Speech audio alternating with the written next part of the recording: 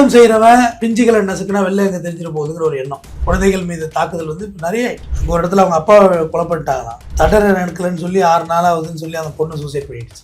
கையில் எழுதிருக்கு பார்த்தீங்களா இல்லை காலையில் வேணாம் கையில் எழுதி தற்கொலை பண்ணிட்டா சரியாக போயிடுச்சா?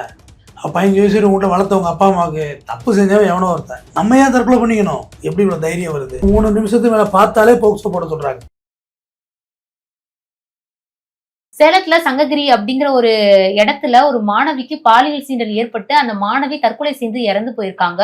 சோ இந்த ஒரு சம்பவத்துல என்ன நடந்தது அப்படிங்கறத பத்தி விரிவா நம்ம கூட ஷேர் பண்ண அட்வொகேட் RS தமிழ்வேந்தன் அவர்கள் தான் இணைஞ்சிருக்காரு. வணக்கம் சார். வணக்கம். இந்த சம்பவத்தை பொறுத்த வரைக்கும் என்னதான் சார் நடந்திருக்கு? ஆக்சுவலி இந்த மாணவிக்கு வந்து ஒரு பாலியல் சீண்டல் நடந்திருக்குன்னு சொல்றாங்க. அதை தொடர்ந்து அவங்க தற்கொலையும் செஞ்சுட்டாங்கன்னு சொல்றாங்க. என்ன சார் நடந்திருக்கு இதுல? உக்லிப்பட்டி அப்படிங்கிற இடத்துல தான் நடந்தது. சங்ககிரி பக்கத்துல அந்த சதீஷ் பார்த்தீங்கன்னா நிதி நிறுவனத்தில் வேலை பார்த்து திருமணம் ஆகி அவர் மனைவியோட பிரிஞ்சு வாழ்ந்துட்டு வந்திருக்காரு. இவங்க பக்கத்து வீடு தான் இந்த 15 வயசு பாப்பாவோட வீடு. இந்த சூழலில் சம்பவத்தை அன்னைக்கு இந்த பாப்பா வீட்டில் புந்து அவர் பாலியல் அத்துமீறல் ஈடுபட பார்த்துருக்காரு. அப்போ அந்த பொண்ணுடைய மாமா பொண்ணுடைய பெரியப்பா 2 பேருமே பார்க்குறாங்க. பார்த்து கண்டிக்கிறாங்க. அவரை கண்டிக்கக்குள்ள கிராமத்தில் சத்தம் போட்டு ஊர் கூடிடுது. போட்டு சதீஷை போட்டு பொழுது ஏற கட்டிட்டாங்க. அடித்து ஏற கட்டினோன்னே இந்த பொண்ணும் வந்து அழுதுகிட்டே நின்றுருக்கு. அழுதுட்டு இருந்தோன்னே அவங்க சதீஷை வந்து போலீஸில் ஹேண்ட் ஓவர் பண்ணுறாங்க. போக்சோவில் வழக்கு பதிவு பண்ணுறாங்க. இந்த பொண்ணுக்கு வந்து இப்படி அவமானம் ஆகிட்டு அப்படின்னு ஃபீல் பண்ணி இந்த மாதிரி நம்ம பேர் கெட்டுற போகுது, ஃப்யூச்சர் என்ன வருது அப்படின்னு ஃபீல் பண்ணி தூக்கு மாட்டி சூசைட் பண்ணிக்குது. மருத்துவமனைக்கு பார்த்து கொண்டு போகிறாங்க. மருத்துவமனை கொண்டு போகக்குள்ளே அங்கே மருத்துவர்கள் இறந்துட்டாங்க அப்படின்றத சொல்லியிருக்காங்க. இதான் முதல்கட்ட விசாரணை போயிட்டுருக்கு. சதீஷ் ஜெயிலுக்கு போயிட்டார். ஆமாம் சார். தொடர்ந்து நம்ம தமிழ்நாட்டுல இப்பதான் சார் விளாத்திக்குளத்துல அவ்வளவு பெரிய சம்பவம், அதுவும் பள்ளி படிக்கக்கூடிய ஒரு மாணவிக்கு நடந்திருந்தது. அதை தொடர்ந்து இங்க பக்கத்து வீட்டுக்காரனே இப்படி பண்ணியிருக்கான். இந்த குழந்தை சத்தம் போட்டு அக்கம் பக்கத்துல இருந்து வந்து பாத்துருக்காங்க. அதனால அசிங்கப்பட்டு ஒரு குழந்தை வந்து இந்த மாதிரி பண்ணிருக்கு அப்படின்னா இதை நீங்க எப்படி சார் பாக்குறீங்க? அதாவது முன்னாடி ரேப்னு இருந்துச்சுமா 376 பழசுல. போக்சோங்கிறது இப்ப தனியா இல்லை. அப்போ வந்து எல்லாமே ரேப்ல தான் போட்டாங்க. அப்புறம் போக்சோன்னு ஸ்பெஷல் ஆக்ட் கொண்டு வந்தாங்க. ஸ்பெஷல் ஆக்ட் கொண்டு வந்தோடனே க்ரைம் ரேட்டிங்ஸ் வந்து அதிகரிச்சிருக்கு. வழக்கு போடுறாங்க, அதனால நிறைய தெரியுது வழக்கு ஆகிட்டு அப்படின்னு. க்ரைம் ரேட்டிங்ஸும் அதிகரிச்சிருக்கு. மீனிங் குற்றம் செய்கிறவன் பிஞ்சுகளை நசுக்குனா வெளில எங்கே தெரிஞ்சிட போகுதுங்கிற ஒரு எண்ணம். அதானே சின்ன கரப்பாம்பூச்சி அடிக்கிற மாதிரி அடிச்சிடலாம். இது ஒரு கர்நாடக பாம்பு அடிக்க சொன்னால் ஃபயர் சர்வீஸ் எல்லாம் வர சொல்லுவோம். அடிக்கலாம். கதண்டு அடிக்க முடியுமா? கதண்டு கர்நாடக பாம்பெல்லாம் பெண்கள் மாதிரி வச்சு கிட்ட போனால் வேற மாதிரி ரியாக்ட் ஆகிடும். இதெல்லாம் பிஞ்சுகள் தானே, முட்டுகள் தானே, என்ன ஆகிட போகுது அப்படின்ற ஒரு ஆணவம் அதிகரிச்சிருக்கு. வழக்குகளும் பதிவு செய்யப்படுகிறது. ஆனால் இது வந்து ஒரு உளவியல் ரீதியாக தான் பார்க்கணும். அது குழந்தைகள் மீது தாக்குதல் வந்து இப்போ நிறைய ஆயிட்டு. டெய்லி பேப்பரில் 1-2 இருந்துக்கிட்டே இருக்கு. போலீஸும் கேஸ் போட்டால் தானே பேப்பரில் வரும். கேஸும் போடுறாங்க, ட்ரையலும் நடக்குது, தண்டனையும் ஆகுது. போக்சோ பொறுத்தவரைக்கும் தண்டனை தான் ஆகும். இந்த கேஸில் 100% தண்டனை ஆகிடும். ஆனால் என்ன தைரியத்தில் பண்ணுறானுங்கிறது தெரியல. அது உளவியல் மருத்துவர்களை தான் நீங்கள் பேட்டி எடுக்கணும். எப்படி இவ்வளோ தைரியம் வருது? 3 நிமிஷத்துக்கு மேலே பார்த்தாலே போக்சோ போட சொல்கிறாங்க. சார், இப்படி தொடர்ந்து குற்றங்கள் நடக்குது அப்படின்னா நான் தொடர்ந்து நிறைய இடத்துலயும் சொல்லிட்டு வர ஒரு விஷயம், இந்த மாதிரியான குற்றங்களுக்கு தண்டனைகள் அதிகரிச்சா குற்றங்கள் குறையறதுக்கான வாய்ப்பு தண்டனை அதிகமா இருக்கு. யாரு சொன்னது? என்ன பேச்சு இது? நம்ம நாட்டுல கம்மியா இருக்கு சார். மற்ற நாடுகளோட கம்பேர் பண்ணும்போது நம்மளால சார் இப்ப ஒரு சில இந்த அரபி நாடெல்லாம் போகணும்னா இந்த மாதிரி மன்னராட்சி முதல்ல அது மூலம் தெரிஞ்சுங்க. டெமோக்ரஸி கண்ட்ரிக்கும் எம்பையர் ஆட்சிக்கும் வித்தியாசம் இல்லையா சார்? அந்த மாதிரியான கடுமையான சட்டங்கள் இங்க கொண்டு வரப்பட்டா இந்த மாதிரியான பிரச்சனைகளுக்கு ஏதாச்சும் தீர்வு கிடைக்குமான்னு கேக்குறேன். தீர்வாகவே ஆகாது. இது வேறு, அது வேறு. இதெல்லாம் டெமோக்ரஸி கண்ட்ரி. எந்த நாட்டில் ரேப் இல்லை? அமெரிக்கா எப்ஸ்டீன் ஃபைல்ஸ்க்கு என்ன சொல்றீங்க? நீங்க நம்ம சுத்தி இங்கே வந்து நிற்கிறீங்க. எப்ஸ்டீன் ஃபைல்ஸ்க்கு என்ன சொல்றீங்க? ஆயிரக்கணக்கான பெண் குழந்தைகளை பாலியல் பண்ணி கரியாக்கி தின்னுருக்கானுல, அதுக்கு என்ன சொல்றீங்க? அதுக்கு பதில் ஒரு போரே நடத்தலாம். எல்லாம் அது விட்டாச்சு, அது மறந்தாச்சு. அடுத்து விஜய் சங்கீதா கல்யாணம் ஆயிடுச்சு, டைவர்ஸ் ஆயிட்டு, அது எல்லாமே ஒரு பிளான் தானே. மறக்கணும் மக்கள், அவ்வளவுதான். அதான் மறதி, தேசிய வியாதி, அதுக்கு போயாச்சு. அடுத்து விளாத்திக்குளத்துக்கு போனோம். விளாத்திக்குளத்துக்கு அவங்க அவ்வளோ பெரிய போராட்டம் நடந்து தான் அந்த பிரச்சனை இவ்வளோ பெருசாச்சு. ஏன்னா அதுவும் சும்மா எப்பயும் போல ஊற்றி மூடப்பட்டிருக்கும். இப்போ இதெல்லாம் செய்தியாகவே வரல, செய்தி சேனல்களே வரல. இப்போ நான் சொல்கிற செய்தி இந்த பாயிண்ட் தான், தவிர வேறு செய்தியே இல்லை இதில். அப்போ இது எப்படி இந்த உளவியல் போக்க நீங்கள் பார்க்குறீங்க? பொதுவாக மாணவிகளுக்கு நடந்துக்கிட்டே இருக்கணும். அங்கே ஒரு இடத்துல அவங்க அப்பா கொலை பண்ணிட்டாங்களாம். தண்டனை நடக்கலைன்னு சொல்லி 6 நாளாகுதுன்னு சொல்லி அந்த பொண்ணு சூசைட் பண்ணிடுச்சு. கையில் எழுதியிருக்கு, பார்த்தீங்களா இல்லை? காலையில் பேனால கையில் எழுதியிருக்கு. ஸோ பெண் பிள்ளைகளை என்னை பொறுத்தவரையிலையும் மனதைரியத்தோடு இருக்கணும். அவமானம் யாருக்கு இல்லைங்க? யாருக்கு இல்லை? யாரை விமர்சிக்கலை? தற்கொலை பண்ணிட்டா சரியாக போயிடுச்சா? 15 வயசு உங்கள்கிட்ட வளர்த்தவங்க அப்பா அம்மாவுக்கு தப்பு செஞ்சவன் எவனோ ஒருத்தன். நம்ம ஏன் தற்கொலை பண்ணிக்கணும்? நம்ம எதிர்த்து போராடணும், சாட்சி சொல்லணும், தண்டனை வாங்கி கொடுக்கணும். அவ்வளோ பலகீனமாக இருந்தால் எப்படி? ஒரு எக்ஸாம்ல நீ பாஸ் ஆகல, அதுக்காக சூசைட் பண்ணிக்கோங்கிறது எப்படி நான் சரி பண்ண முடியும்? சரின்னு எப்படி சொல்ல முடியும்? அவ்வளோ இலகிய மனசாக இருக்க முடியும்? போன போது அடுத்த வருஷம் எழுதுவோம். இல்லை கிடைக்காமே போகுது. இப்போ என்ன இருக்கு? எல்லாருக்கும் எல்லாம் நினச்சதெல்லாம் கிடைச்சிருந்தானே. பலவீனமாக இருக்கக்கூடாது இல்லைம்மா. இப்போ தான் பெண் பிள்ளைகள் வெளில வர்றாங்க, இல்லை சொசைட்டிக்குள்ளே வந்து என்ட்ரு ஆகுறாங்க. ஒன்று ஒரு ஒரு ஒரு துறையிலையும் வந்து முன்னேற்றங்கள் அடைஞ்சு வந்துட்டு இருக்காங்க. இந்த சூழலில் இப்படி சர்க்கிள் இருந்தால் எப்படி? பெண் பிள்ளைகள் தனியாக பள்ளிக்கூடம், காலேஜ் தனியாக, ஸ்கூல் பஸ் தனியாக எல்லாம் ரெடி பண்ணி படிக்க வைக்கிறது எல்லா முயற்சியும் எடுக்கிறாங்கல்ல.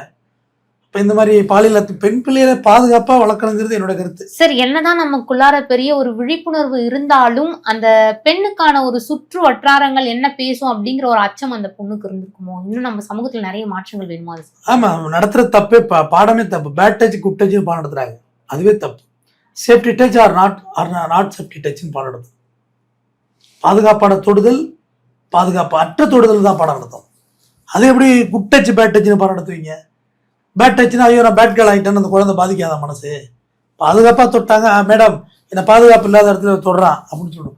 ப்ரைவேட் பாட்டுனே பாடம் நடத்துது. என்ன ப்ரைவேட் பாட்டு? தனியாக என்ன மாட்டியிருக்கான்னு? ப்ரைவேட் பாட்டு நம்ம உடம்பு விட்டுருக்குது, இப்போ உங்கள் காதில் பிடிக்க தோடு, அதுதான் ப்ரைவேட் பாட்டு. வாட்ச் தான் ப்ரைவேட் பாட்டு. உடம்போட இன்பில்டாக உள்ளது எப்படி ப்ரைவேட் பாட்டாக இருக்க முடியும்? இருக்க முடியாது. பாதுகாப்பாக தொடுறான், பாதுகாப்பு இல்லாமல் தொடுறான், அப்படி பாடம் நடத்துது. பெண் பிள்ளைகள் வந்து தகப்பனே பொம்பளை பிள்ளைக்கு புள்ள கொடுக்குறாமா? எங்க போய் சொல்றீங்க? யாருக்கு கிட்ட வந்து இப்ப சொல்றீங்க? இதை தகப்பன் குழந்தைக்கு பால் விடும், புள்ள கொடுக்குறான். மனிதன் மனிதன்கிறது மரணித்துட்டு. மனிதன் இருக்கான், மனிதன் ஒன்று இருக்குல்ல, அதுக்குள்ள இருக்க வேண்டியது, அது மரணித்துட்டு. நீ நிதி நிறுவனத்தில் வேலை பார்த்து என்ன பிரயோஜனம்? ஆல்ரெடி அவன் செப்பரேட்டாக தான் இருக்கான், சைக்கு செப்பரேட்டாக தான் இருக்கான். ஸோ அது வழக்குகள் இப்போ அதிகமாகிட்டு. முன்னாடியெல்லாம் 17 வயசுனா லவ்னாக்க அப்படியே சேர்த்து வச்சுருவாங்க. இப்போ அதுக்கு போக்சோ தான். 17 வயசு 18 வயசு பூர்த்தி ஆகணும், கம்ப்ளீட்டட். அப்போ இப்போ அதுலாம் போக்சோவில் தான் பாதி பேர் உள்ளே போகிறான். பட் அதெல்லாம் கொஞ்சம் லிபரல் பண்ணி விடலாங்கிறது என்னோட கருத்து. ஏன்னா லவ்ல அஃபெக்ஷனில் ஓடி போயிடுறாங்க. போக்சோ போட்டு இவன் ஜெயிலுக்கு போயிடுறா, அந்த பொண்ணுக்கு பார்த்தா ஒரு குழந்தை உருவாயிடுது, பெரிய அக்கப்போராவில் இருக்குது. தானாக கரு கலைக்க முடியாது, கோர்ட்டுக்கு வந்து தான் கலைக்கணும். இல்லை நாளைக்கு சேர்ந்து வாழ்றோம்னு சொன்னால் சேர்த்து விட்டுறாங்க, அதாவது கோர்ட்டில் ட்ரையல் ஏறின பிறகு.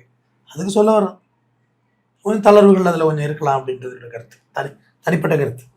ஓகே சார், இப்போ நம்ம விளாத்தி குளமே எடுத்துக்கிட்டோம். இந்த ஒரு குற்றவாளி அப்படிங்கறது வந்து பிடிக்கப்பட்டது வந்து கிட்டத்தட்ட எத்தனை நாள்? 9 நாள். 10 நாள் கிட்ட ஆயிருச்சு. இந்த 9 நாளுக்கு அப்புறமா வந்து ஒரு குற்றவாளியை வந்து பிடிக்கிறாங்க. அவனுக்கான தண்டனைகள் அந்த இடத்துல எவ்வளவு கடுமையா இருந்திருக்கும்? ஏன்னா இது வந்து போலீஸையே பயங்கரமா சீண்டின ஒரு விஷயமா இருக்கு இல்லையா? இத்தனை நாள் அலைய வச்சிருக்கான் அப்படிங்கிற பட்சத்துல அவனுக்கான தண்டனைகள் எப்படி சார் அமைஞ்சிருக்கும்? தண்டனை வெளுத்து எடுத்திருப்பாங்க, அதெல்லாம் சும்மா விட்டாங்க, உடச்சாலி இருப்பாங்க, அதெல்லாம் செய்யறது தான். பட் கோர்ட்டு தான் தண்டனை கொடுக்க முடியும். மேட்ரு பஸ்ட் ஆகி போச்சு, என்கவுண்டர் பண்ணுங்கடா ஓஹோய் அப்படின்றாங்க. என் சாத்தாங்குளத்தில் பெண்ணிக் ஜெயராஜை கொண்டாங்களா, அவங்கள என்கவுண்டர் பண்ண சொல்லி உங்கள் வாய்க்கு சொல்லவே இல்லை. அஜித் குமார் அடித்து கொண்டாங்களா போலீஸ், அவங்கள என்கவுண்டர் பண்ணி சொல்லவே இல்லை. ஏன் சாமானியனுக்கு ஒரு நீதியாகவும் இருக்கப்பட்டவனுக்கு ஒரு நீதியாகவும் இருக்கு. எஃப்சினை பற்றி வாயே திறக்க மாட்டாங்க. எஃப்சின் ஃபைல்ஸில் எவ்வளோ பேர் வந்துருக்கு? விளாத்தி குளத்தை விட 1000 மடங்கு பயங்கரமானது எஃப்சின் ஃபைல்ஸ். எந்த நாட்டில் நடந்தானம்மா? இந்த விளாத்தி குளத்தில் நடந்தாலும் என் தங்கச்சி தான் அவ, வெளிநாட்டில் நடந்தாலும் என் பொண்ணு தான் தங்கச்சி தான் எனக்கு அவ. எங்க இருந்தாலும் வலிக்கணும்ல. ஆனா அதிகாரத்தில் உள்ளவங்க தப்பு பண்ணிக்கிட்டே தான் இருக்காங்க. விளாத்தி குளம் இஷ்யூஸ் வந்து என்கவுண்டர் பண்ண வேண்டியது இல்லை, தகுதியான கேஸ் தான் அது. பட் மேட்ரு பஸ்ட் ஆகி போச்சே, வெளியே தெரிஞ்சு போச்சு. அதுக்கு பிறகு பண்ணா போலீஸ் மாட்டிக்கும். 2வது இப்போ எலெக்ஷன் நடந்துட்டு இருக்கு, தெரியல. இப்போ தேர்தல் ஆணையம் கண்ட்ரோல்ல இருக்கு நாடு. யார் உத்தரவு பிறப்பிக்கிறது, யார் சுடுறது? சீட்டுக்குள்ளி தான் போடணும், யார் சுடுறதுன்னு. ஏன்னா யார் சுட்டாலும் அவங்க பிரச்சனையை வாங்கிக்க தான் போகிறாங்க. ஹியூமன் ரைட்ஸ் கோர்ட்லேருந்து எல்லாத்துலேயும் அலைஞ்சு தான் இறங்கி தான் ஏறணும். எப்படி ஒன்றும் தப்பிச்செல்லாம் போயிட முடியாது. போலீஸும் யார் குற்றத்தை ஏற்றுக்கிறது முடியல. சிஎம் இருப்பாங்க, பிரச்சனையை சரி பண்ணி கொடுப்பாங்க. அந்த மந்திரிகள், சம்மந்தப்பட்ட காவல் மந்திரிகள் சரி பண்ணி கொடுப்பாங்க. இப்போ அதுக்கு ஆளே இல்லையே. இப்போ யாரை வச்சு சரி பண்ணுறது போலீஸும்? செல்ஃப் ரிஸ்க் தான் எடுக்கணும். அதனால் செல்ஃப் ரிஸ்க் எடுக்கிறதுக்கும் எக்ஸாக்ட்லி அந்த அக்யூஸை பார்த்தவங்க யாரும் இல்லை அந்த இடத்துல. யாரோ ஒருத்தவங்களை சுட்டு கணக்கு தீர்க்க முடியாது இல்லைம்மா. மக்களோட உங்கள் ஆதங்கத்தை தீர்க்கறதுக்காக யாரோ ஒருத்தனை சுட்டு கணக்கும் தீர்க்க முடியாது. அவன் தான் பண்ணியிருக்கான், போயிருக்கு, கேமரா இருக்குது, பைக்கு திட்டிருக்கான், எல்லாம் கோஇன்சிடென்ட், இப்போ கேபிச்சுனல் அஃபண்டர் எல்லாம் ரைட்டு. பட் அந்த சம்பவத்தை பார்த்தது யாரு? கண்ணெதிராக பார்த்தவங்க நாங்கள் அப்படின்னா அது ரைட்டு. அது இல்லாமல் போலீஸும் செய்ய முடியாதுல்ல அந்த வேலையை. எல்லாத்துக்கும் சுட்டுருவோன்னா அப்புறம் கோர்ட் எதுக்கு, சிஸ்டம் எதுக்குமா? சிஸ்டத்தை ஒத்து தான் நம்ம பயணிக்கணும். அது உணர்ச்சி வசத்தில் சொல்லுவாங்க. என்கவுண்டர் நம்ம ஆதரிக்க முடியாது. நான் சீமான் கூட சொல்லுவார், ரேப் பண்ணிட்டானா அதை அடக்கம் பண்ணுறதுல இவனை அடக்கம் பண்ணிட்டு வந்து அடக்கம் பண்ணுறேன்னு.